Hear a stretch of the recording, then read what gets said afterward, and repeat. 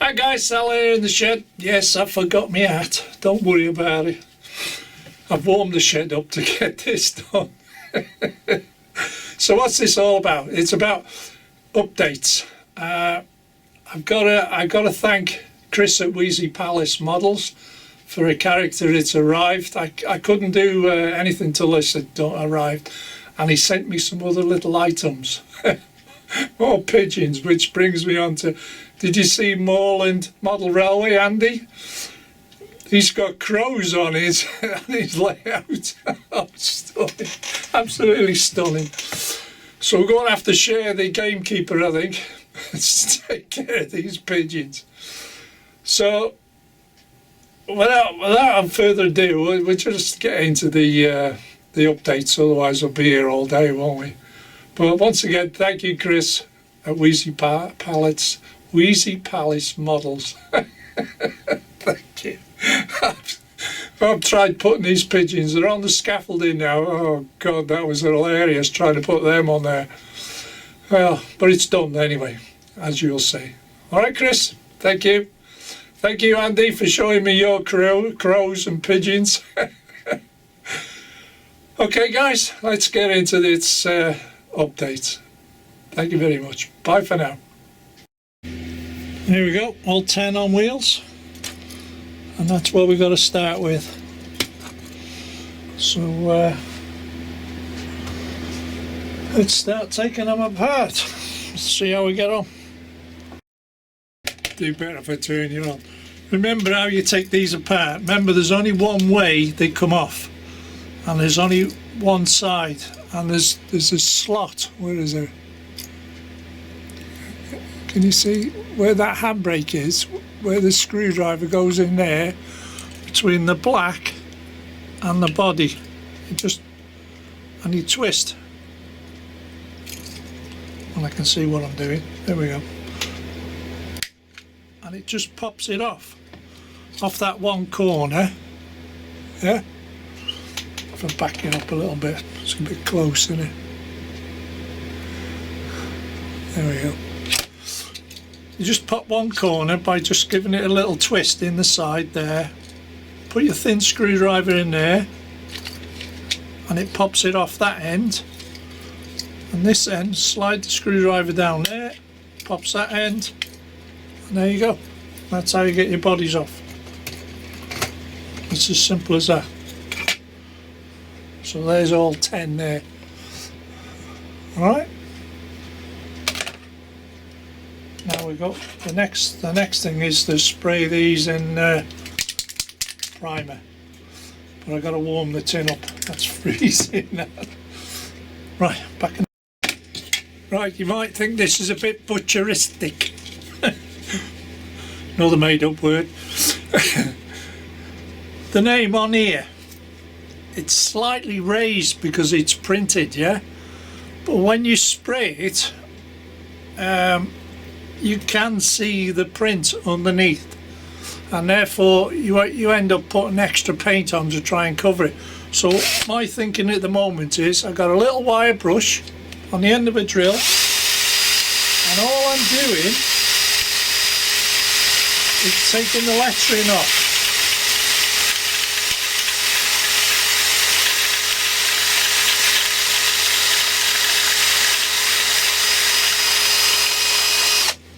So I've taken the lettering off. Okay, that's before and that's after. And because all I've done is sort of scratch the lettering off with a little wire brush, which is easier because you're going to spend all day doing it if you want to do it with isopropanol or what's it called? The Q-tips and all that, you know, or paint remover or whatever. Quick and efficient. You're going to paint it anyway, so basically all I'm doing is rubbing the lettering off.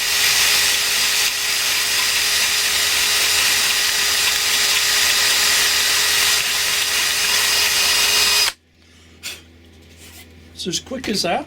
I've rubbed the lettering off, so when I spray it, and I haven't damaged the board markings, you know. All I've done is scratched the lettering off. Now I didn't have to show you that. I can edit it out if everything goes wrong.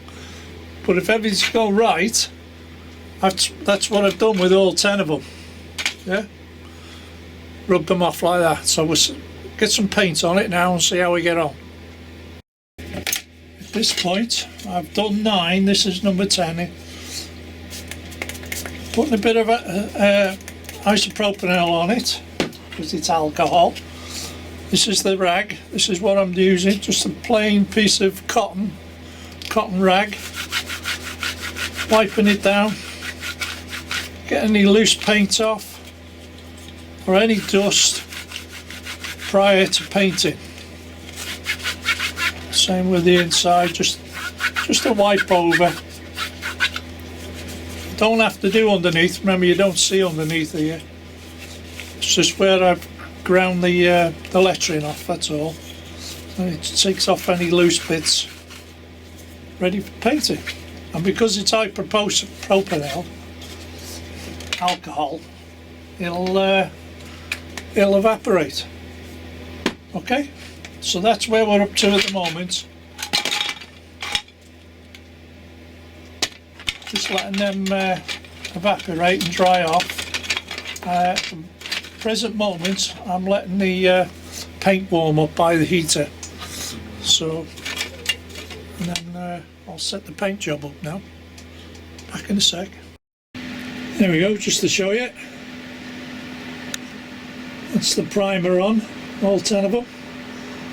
Just let that go off now.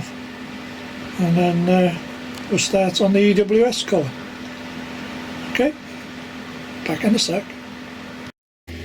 Another part of the puzzle is I've just painted the buffers. Well, it's not so much buffers, painting I should say. This here, let's back off a bit. Can we read that? Sapphire. Sharpie? No, Sharpie. Eyes are terrible, eyes are terrible. It's a Sharpie and it's silver. And it's like a sponge paint filled pen. Well, that's what they are, Sharpie. It's a pen, but it's got like a fairly stiff, spongy thing on the end, and you can write with it.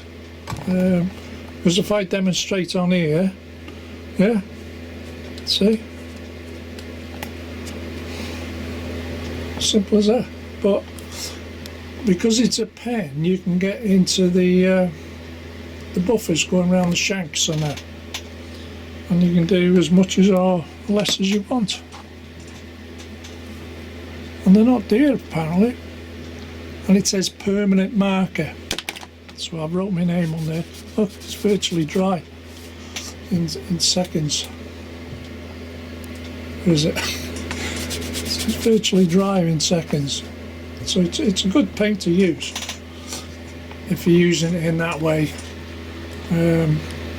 So I've done it there and there. So that's another part of the puzzle done. Okay. Anyway, there they all are. These are dry now. And let's begin painting. So there's the 10 bodies painted up on the sides. Still got to put the yellow on yet. That's what it's like so far. All hand painted. So we're moving on slowly.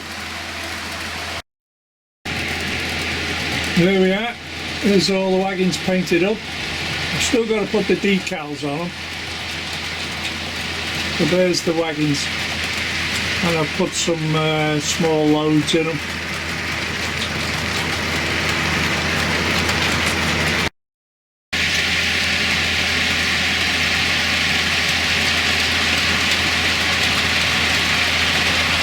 So they all seem to be running okay. Like I said, once I put the decals on them, job sorted.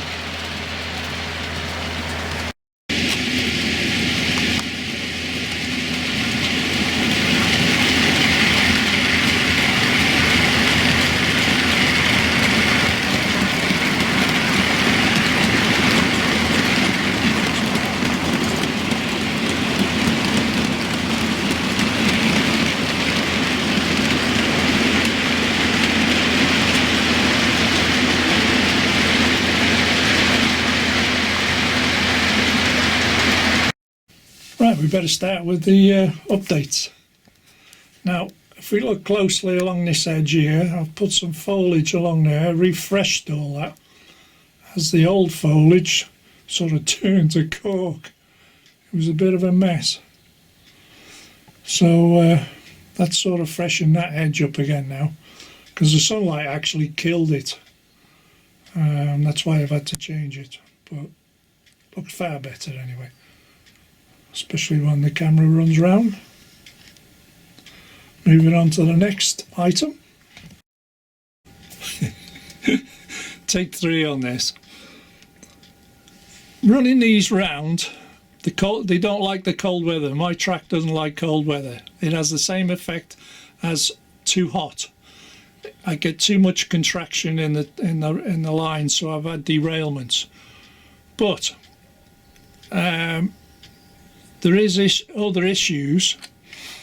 The main issue is either this spring-loaded bit sticks, this bogie is not free enough, the screw is too tight there, so the bogey's not floating enough, especially if you've got undulations in your track. But the main problem of derailments is the flanges on the wheels are not deep enough. They are very, very shallow flanges, and it doesn't take much for them to derail. The only answer to that is you've got to change the wheel sets. So my advice is keep an eye on your track, make sure it's good, and keep your wheels clean. And I have noticed that they do carbon up quite a bit, surprisingly. I've cleaned them twice. So apart from that, well worth the money. They are lovely rolling stock to have on your layout. Okay, moving on. Now we'll move on to the all the new characters and updates on the layout. Back in a sec. So these pair have turned up. A couple of architects, something like that. Anyway, they've studying plans down at the docks here. I did hear a rumour there may be some developments, redevelopments going on up here of this area. So we'll have to watch this space. So, the next thing. The next little character on the layout is young Charlie there has been caught knocking doors. And the old lady's caught up with him. And he's trying to make it down the alleyway to escape. So she's about to clobber him with the umbrella. You pesky little bugger, I'll have you.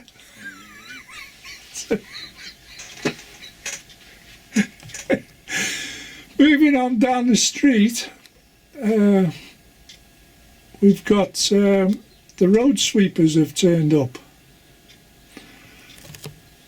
Rumour has it that the Queen Elizabeth may be stopping at the station. She might want to pop into the shop for a couple of lollipops. So they're making the streets clean at the moment. Very good street cleaners they are, very good. And the other little character is the busker. He's trying to earn a couple of quid for his morning breakfast. It looks a bit empty, the old box, and not many people about this time of the morning. Anyway, moving on to the next part of the layout. So there we go, we've got some new characters there. Moving on. Now, this is a new character to the layout, care of Chris at Wheezy Palace Models, which has arrived in the post today, and I've just set up this little scenario here at the garage. I've got Farmer Giles on his tractor, and the new apprentice in the garage, Miss Melanie Frontage, was bringing a wheel out for him, and she seems to have lost her dungarees in the process. So There we go. So Miss Melanie Frontage was fetching her tyre out, and it just seems to be a little small, unlike her. Moving on. This, on the opposite side of the layout, I was putting some foliage up here, and guess who turned up? And the flasher got off the train and is on the station bridge, footbridge. And lo and behold, somebody else turned up. And I'll just move the camera and I'll show you. And we've got another flasher on the layout. And it looks like a bit of a Mexican standoff, to be honest. So who came first on the bridge? Bit of a Mexican standoff, that one, isn't it? But I was filming all this foliage I put in here. And I can't go mad like Susanna with the trees because I've got this telecommunication mast. It would upset the 5G.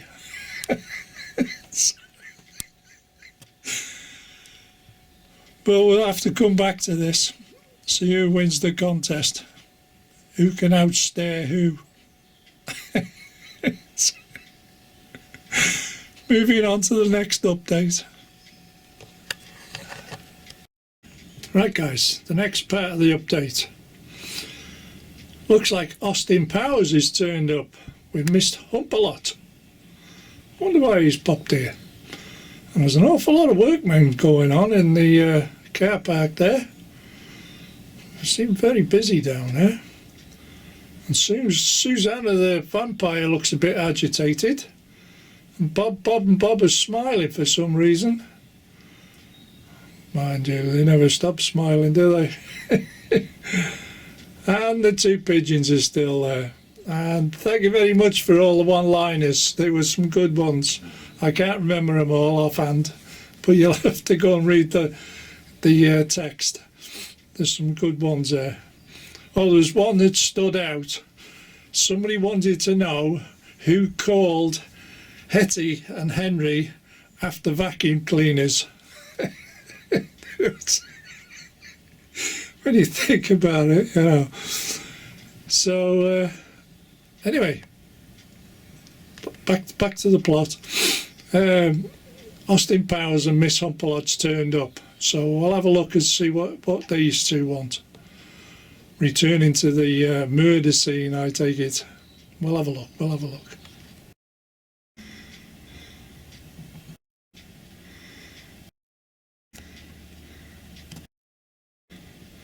Well, apparently we've got a new vicar. Well, that's a turn up for the books, isn't it? So, good old Austin and Miss Hump-a-Lot have popped over to see the new vicar and wish him well for the new parish. Hello, vicar. And the vicar says, hello, Austin. Long time no see. Who's the young lady with you? Oh, this is my new assistant. Austin says, this is Miss Hump-a-Lot. And the vicar says, hello, Miss Hump-a-Lot. How are you today? Fine, vicar, fine. So what's going on in the car park? Austin asks. Well, Austin says, the vicar says, down in the car park there's a bit of commotion going on with Susanna. And I'll slowly pan round. And what's happening, says the vicar, the workmen have turned up to change the old stopcock because we seem to have a water leak. And good old Susanna in the old box there is getting a wet patch apparently, and she's a bit agitated. And Bob are laughing here. And the old pigeons, well, they're watching as well, you know. And one pigeon says to the other, I don't mind the ground wet, he says Henry. Why is that, Het, he says.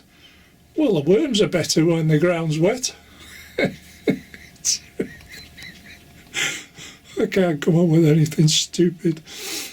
So anyway, this is why the workmen are here, to change the stopcock in the car park.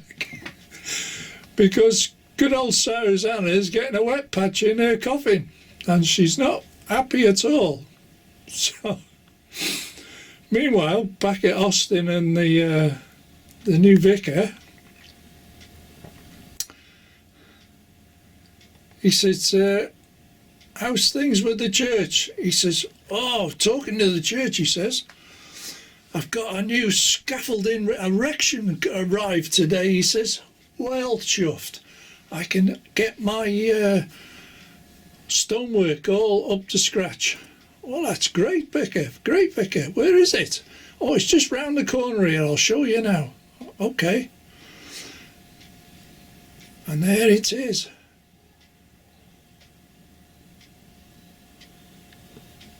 Vicar's well chuffed with his scaffolding. Can get some work done on this on site now. I'll see if I can move to a better position. There we go, guys. Complete with signage and everything. Scale model scenery scaffolding. And it's not a bad kit to build, to be honest. Comes with what's it called? A jig. Comes with a jig to make this set up. And look who's turned up on the top of the already. The pigeons have come. Oh my God. Flying rats everywhere. Well, what can you do?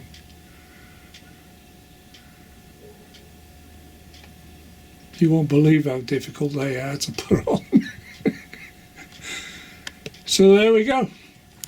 So everything kosher at the church then, Vicar? Yes, Austin. Everything's good today. It's good of you to call by. And thank you, Miss Humpalop, for stopping by. That's okay, Vicar. So we'll leave it at that. That's the conclusion of the updates. And what I'll do with it, I'll show you the scaffolding close up. Okay? To finish off the updates, that's the scaffolding there. And if I come in, can you see the pigeons? Oh, crazy stuff, innit? When you're making these things, just beware of your hands being too hot or sweaty. Because when you're handling this stuff, the heat off your hands, because it's an MDF laser cut, the heat off your hands can warp the scaffolding. So just be aware of that when you're making it, that's all. So apart from that, no worries. It's simple enough to put together, to be honest. Bit fiddly, very, very light, and just be aware of what you're doing, that's all right. But there you go. So thank you very much for watching, and I'll catch you in the next one. Have fun, guys. Bye for now.